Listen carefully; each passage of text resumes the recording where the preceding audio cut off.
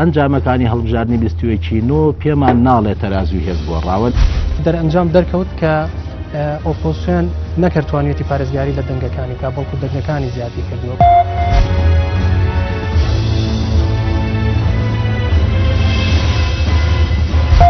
بە هەموو مەقایسێک کاتی دموکراتی کوردستان نەکرد پێگەکەی خۆی پاراستۆ زیادیشی کردووە.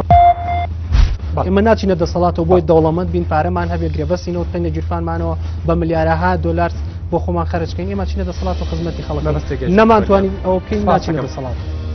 ئەندامێکی مەکتەبی سیاسی یەکێتی نیشتوانی کوردستان ئەڵێت ژمارەی زیاد و کەمی کورسی دەسەڵات بوون دیاری ناکات و یەکێتی لە جێگەڵە بەم لاوە دەسەڵاتە. ئەو دیموکراسی تەندروست نییە. دیموکراسی لە سیاسیت ئەزانی تعددێتی سیاسی لە دەرهاوێشتی بەرهامەکانی لاوازەمی دیموکراسیان وای کرد کە دیموکراسیێکی بەهێز دروست بێت لە کوردستانە. باقی دیموکراتی کوردستان لە شاری سلێمانی کەوتە گەورەترین پارێزگایە لە هەرێمی کوردستان هێزی چوارەمە.